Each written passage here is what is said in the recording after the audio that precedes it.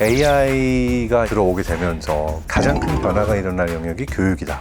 분명히 지금 우리가 공부하고 있고 우리가 지금 시험을 보고 있는 방식 자체가 10년 후에 존재할 수는 없을 것 같아요. 궁금한 게 많으면 삶이 더 즐겁다. 유쾌한 밤.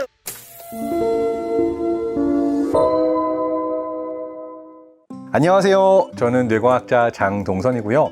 한양대에서 학생들을 가르치고 있기도 하고 그 다음에 장동선의 궁금한 뇌라는 유튜브를 운영하고 있는 유튜버기도 합니다. 반갑습니다.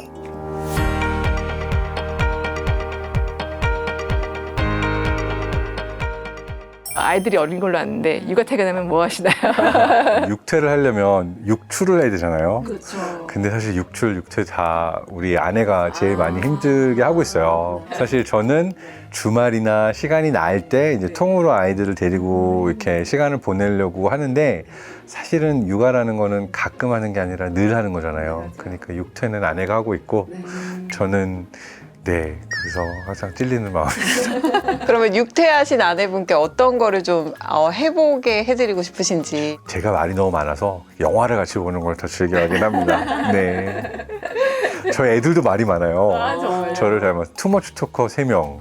그래서 아내가 가끔 귀에서 피 나올 것 같다고. 아마 육퇴하면 나만의 시간을 가지고 싶다가 제일 많지 않을까 싶어요. 맞아. 혼자만의 시간. 요즘에 우리 교수님께서 이제 뇌가 푹 빠져 있는 좀 활동이라 그런 게 어떤 건지 궁금합니다. 초보 교수라서 네. 약간 이게 시험을 내고 채점하는 건 더 싫구나.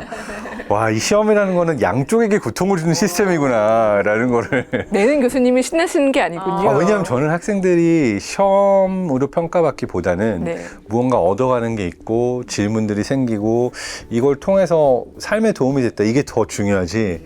시험으로 뭐 점수 매기고 등수 매기는 게 너무 싫어요. 근데 이제 시스템 안에서는 어쩔 수 없이 해야 되는 일이니까 싫으면서도 하게 되는, 그게 이제 얼마 전까지 고민이었고 지금 현재 고민은 밀린 책을 쓰고 있는 중이에요. 이게 미래를 예측하는 법이라고 지금 올해 안에 이제 탈고하는 게 목표인데 우리 뇌가 늘 미래를 고민을 합니다. 보통 사람은 어떻게 미래를 알 수 있지 이러면 사주 보러 가거나 점을 뽑거나 이러잖아요. 이런 미래가 옵니다! 강하게 말씀하시는 분들은 조심하셔야 돼요. 우리가 모두 궁금하고 뭔가 답을 얻고 싶어 하긴 하지만 또 그 궁금한 상태 자체가 어떻게 보면 우리 뇌의 기본 상태가 되는 게 더 좋겠다. 그 궁금증은 완벽하게 해결되긴 어려운 거죠. 요즘 질문 많이 받으실 것 같아요. 실제로 챗GPT랑 AI가 우리 교육 현장에서 얼만큼 활용되고 있는지, 현재 어떻게 준비되고 있는지가 좀 궁금하더라고요, 저는. 일단 첫 번째 답은 정말 시시각각 변해가고 있는 것 같아요. 올 학기 초에 학생들한테 물어봤을 때는 전체 학생의 한 30%밖에 사용을 액티브하게 안 한다는 거예요. 얼마 전에 어떤 강의를 했더니 초등학생들이 과제를 하고 쓰고 있는데 우리 다 챗GPT 쓰고 있고 이걸로 과제하고 있고 홈페이지 만들고 하고 있다라고 하는 그룹도 봤거든요. 지금은 이미 일상에서 거의 매일 쓰고 있는 사람의 숫자가 엄청 늘은 것 같아요. 지금 아마 이 영상이 나가는 시점까지도 또 바뀌어 있어서 더 많은 사람들이 사용하는 쪽으로 트렌드가 가고 있다가 답인 것 같고요. 그다음 실제 학교랑 교육은 어떻게 변할 것인가라고 할 때 빌 게이츠를 포함해서 이 IT 쪽 많은 사람들이 공통적으로 얘기하는 게 가장 큰 변화가 일어날 영역이 교육이다라고 얘기를 하고 있긴 해요. 사실 인공지능에게 물어보면은 다 아주 친절하게 맞춤형으로 지치지도 않고 물어볼 때마다 다 알려줄 수가 있으니까 이 교육이라는 부분에 있어서 과연 사교육이 계속 필요할 것인가, 그 다음에 교육 격차라는 것도 점점 줄어들지 않을까, 희망적인 상상들을 IT 쪽에서는 많이 하고 있고 막상 일선에서 실제 교육자들 같은 경우는 더 좋아지나? 정말? 막 이러면서 불안감 반, 기대감 반, 근데 나는 무엇을 해야 하며 무엇을 놓치고 있는가라는 그런 고민들이 또 많으신 상태 같아요. 그래서 요즘은 제일 부러운 사람들이 역사학자입니다. 과거를 공부하면 되니까. 네, 이미 이제 역사는 바뀌지는 않으니까 그 해석은 바뀔지언정 뭐 새로운 어떤 역사에 대한 발견들이 막 매일 쏟아져 나오진 않잖아요.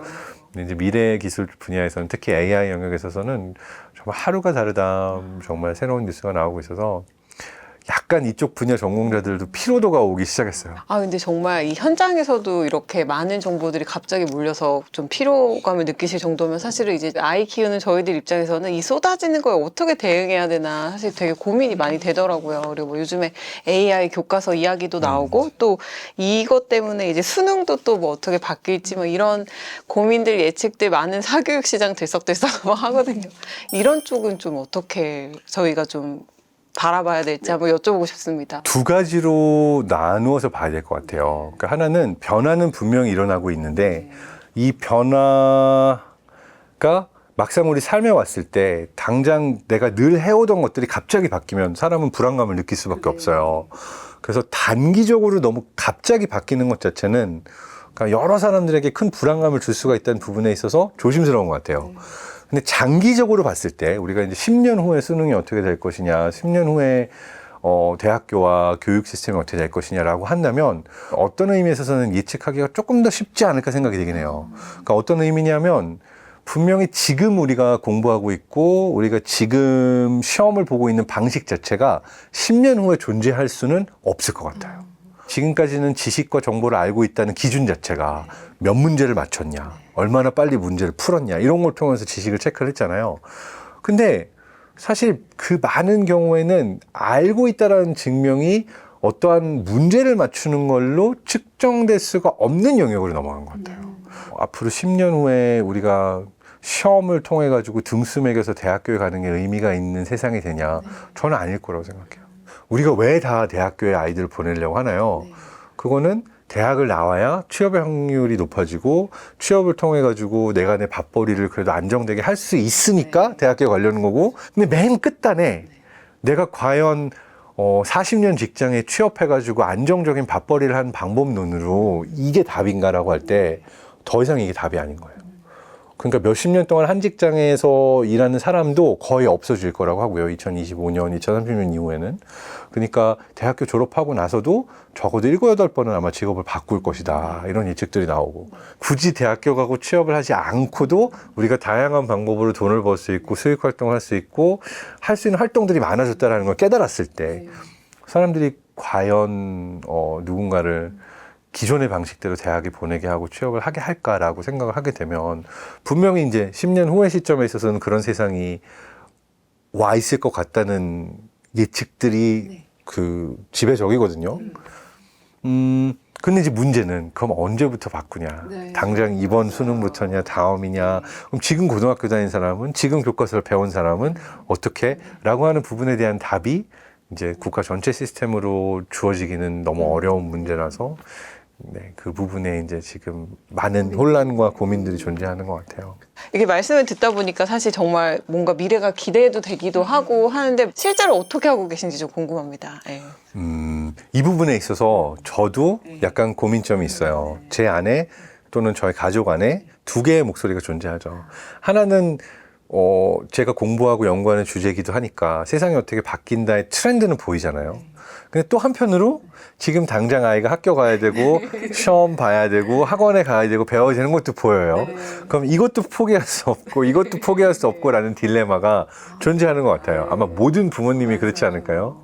그런데 AI가 이제 들어오게 되면서 어떤 미래가 올지, 어떠한 사업이, 어떠한 직업이 이게 그 성공하는 거를 보장할지 점점 불확실해지는 거죠.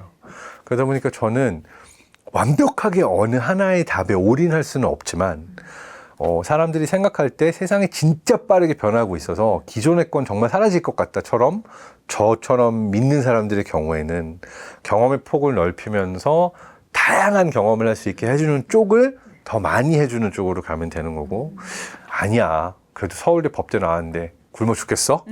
그래도 좋은 고등학교, 좋은 대학교가 앞으로 5년은 갈 거고 사람들도 그렇게 쉽게 바뀌지 않아. 그걸 인정해줘. 그러니까 너는 일단 수능 볼 때까지는 잘 봐라. 이렇게 생각을 하고 이게 믿고 있고 이 시스템이 적어도 5년은 안 바뀐다. 뭐 우리 아이가 대학교 갈 때까지는 안 바뀐다. 이런 확신이 오고 이렇게 믿으면 그러면은 이쪽에 대한 전략을 가져가야겠죠. 그러니까 결과적으로는 마지막에 둘 중에 내가 몇 퍼센트를 어디에 넣느냐의 선택은 모든 부모님들이 생각할 때 세상이 얼마나 빨리 바뀌고 얼마나 불확실한 세상인지 아니면 확실한 것들이 무엇일지에 대한 믿음에 따라서 요 전략이 바뀌는 것 같아요. 저희 집에서만 해도 그 아내의 경우에는 그렇게 쉽게 세상이 바뀌진 않아 쪼개니까 아이들이 학원 가서 영어, 수학, 과학 다 공부할 것들은 공부하고 있어요. 그렇지만 동시에 또 뭐가 올지 모르니까 다양한 경험을 해봐라 라고 해서 최대한 아이가 새로운 것들을 많이 접하고 그런 것들을 무서워하지 않을 수 있도록 그 이끌어주는 게 또 부모의 역할이라고 생각해서 저는 그 역할들을 조금 더 많이 하려고 하고 있고요. 새롭게 우리가 뭐 뜨는 직업, 없어질 직업 이런 거 미래 얘기할 때 꼭 하거든요. 만일에 박사님께서 돗자리를 좀 폈다, 미래를 좀 내다본다 해갖고 미래에 뜰 직업 같은 거 좀 전망해 보신다면 어떤 것들이 있을까요? 이 고민을 많이 했어요. 많이 해봤고 아마 이 이름으로 나오지는 않겠지만 미래에 굉장히 유명해지는 직업이라고 제가 감히 저의 상상력을 발휘해서 한번 예측해 본다면 저는 경험 디자이너 같은 직업들이 뜨지 않을까 생각이 돼요.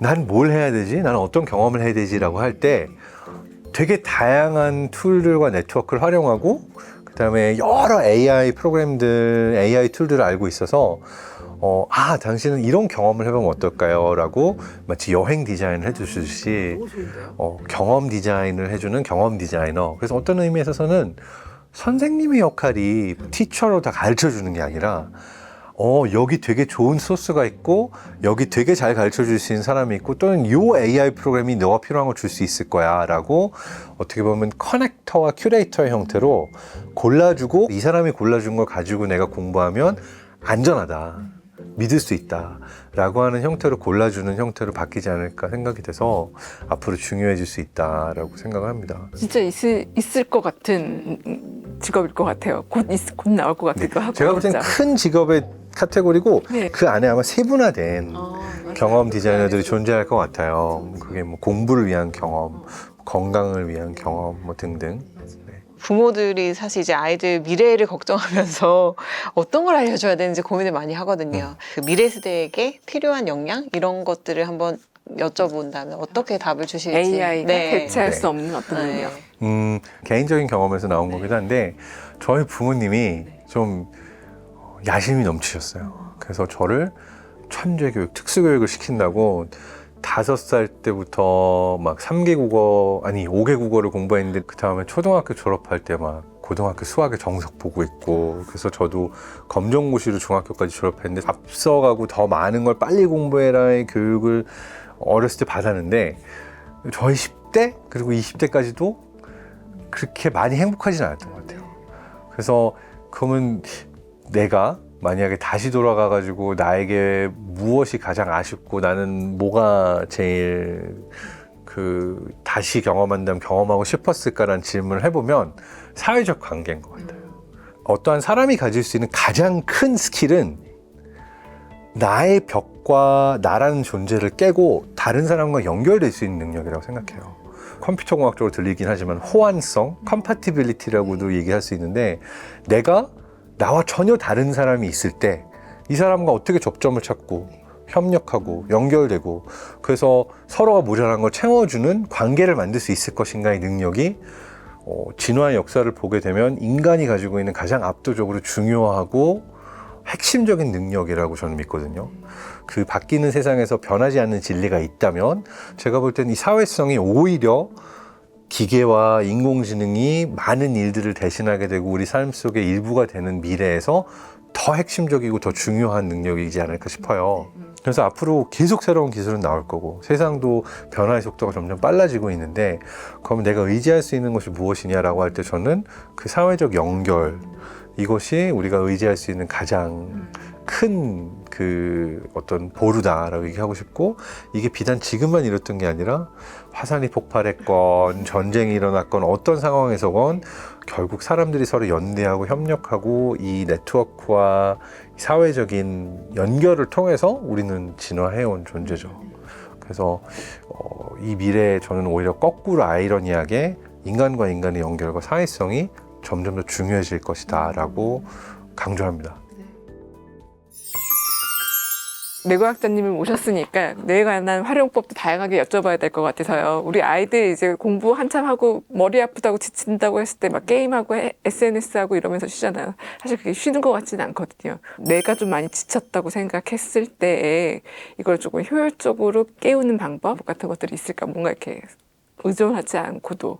그러니까 저는 개인적으로 두 가지를 추천을 해요. 하나는 육체적인 활동과 운동, 그 반대편으로 이런 동적인 게 아니라 정적인 것으로 저는 개인적으로 명상이나 아니면 요가 같은 종류의 활동들이 되게 중요한 것 같아요. 그러니까 왜냐하면 감정이라는 것이 뇌 안에서만 일어나는 게 아니라 우리 몸이 함께 반응을 해요. 그래서 내가 너무나 화가 치밀어 오른다라고 하면은 심박수가 올라가고 혈압이 실제로 올라갑니다. 내 몸이 어떤 상황에 어떻게 반응하는가를 관찰해서 알 수 있으면 내 마음에 대한 제어 능력이 되게 많이 올라가거든요. 이거는 뇌과학적으로도 실제로 명상을 오래 한 분들 연구하면 나오는 결과들 중에 하나예요. 자기 제어 능력이 많이 올라가요. 스스로 인지할 수 있는 메타인지 능력이 길러지게 되면은 자신을 제어하고 조절할 수 있는 능력이 올라가요. 사실 저도 어렸을 때 엄마가 맨날 명상하라고 그러면 뭐야, 그냥 눈 감고 숨 쉬면 졸리기만 한데 이 지루한 거를 왜 하라고 그러지? 라고 하면서 이게 전혀 그 효용을 아이 때는 깨닫지 못했어요. 근데 이제 나중에 어느 한순간 하면서 이게 도움이 되네?